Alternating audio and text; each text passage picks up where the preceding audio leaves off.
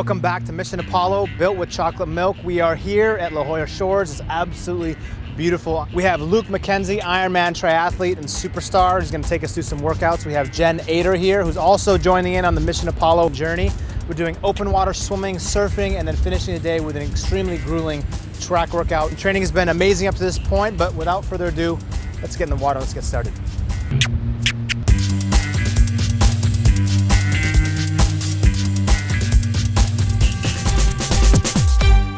I'm Apolo Ohno, and I'm built with chocolate milk. Nice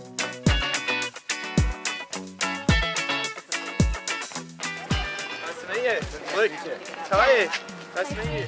So the experience training with Luke McKenzie today. He's a 6-time Ironman champion, superstar, super nice guy.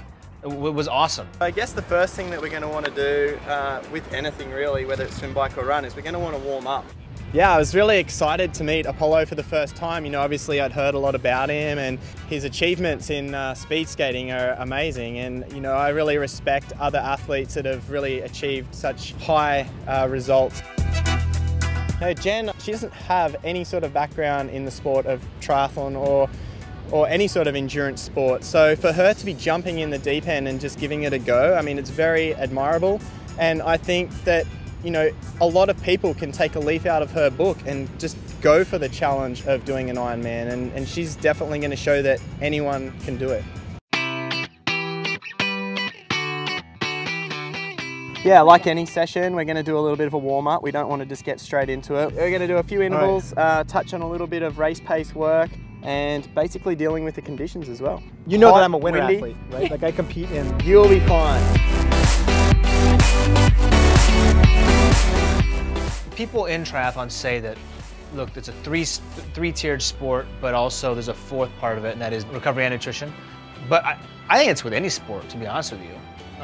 You know, even when I was doing short track, recovery and nutrition was equally as important as the time and work that I was putting in on the ice. Because the endurance aspect is so long and it's so grueling, you have to consume consistently. You have to make sure you're getting in the right proteins, carbohydrates, amino acids. I try to consume something less than 30 minutes after training. I think one of the biggest things when it comes to everyday women is they're working out because they're trying to improve their body. So they're trying to lose weight or they're trying to burn fat. And they have a really hard time understanding how nutrition plays into that. So I've been in those places where you feel like, oh, I don't want to undo what I just did with post-workout recovery. A lot of women think that it's in addition to their daily calories. And what I'm always trying to remind people is that, no, this is built into what you need over the course of the day. You're just having it at a very particular time. I have a pretty cool chocolate milk story. I guess my very first ever triathlon I did back in Australia was a junior event when I was 13 years old. And the first place won a big tin of chocolate Milo. And that was a type of chocolate milk that, you know, we grew up on in Australia. And I guess from that point, I'd always drunk chocolate milk after my races. And my mum she's just the greatest supporter of mine, and she's at most of my big races and at Hawaii. And she knows these days that when I come across the line, I don't want anything but chocolate milk. I've done a few training camps down here at the Omni La Costa Resort and Spa, and it's been amazing. The weather's incredible, the biking is incredible, the open water swim was like amazing.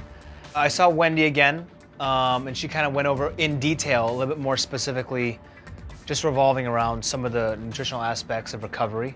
Post-exercise is about getting fuel in your body within 30 to 90 minutes. Science has shown that it is in that window of time that your cells are most receptive to refueling glycogen stores. Those are your stores of carbohydrates that help you go, and that are most receptive also to rebuilding or resynthesizing protein and minimizing protein breakdown. One of the best ways is with chocolate milk. It's got the right combination of carbohydrates to protein, which is generally 3 to 1.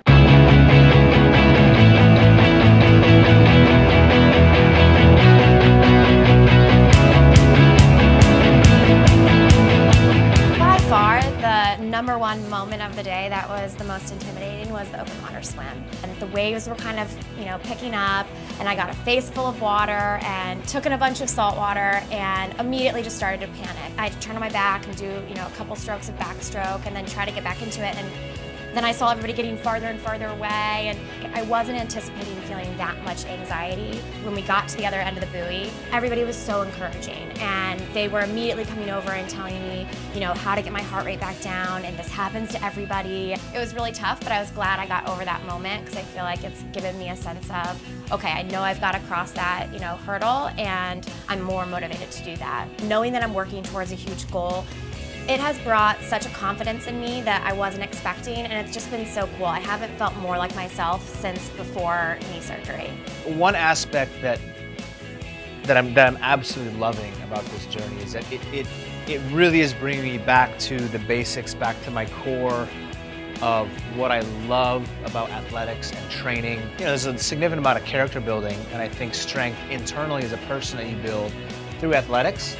And the Ironman, from what I've been talking to Heinz about, Paula, Luke, and other professionals, they all say the same thing. And they say that when they finished, they felt like they were a different person in a positive way. I was given this opportunity to perform in the most coveted race in the endurance world. I think that I'm not going to have my own answers until after the half Ironman. And once I complete the half Ironman, that's going to be the light switch in my head that's going to turn on and like kind of slap in the face and say, okay, now you really got to dial this thing in.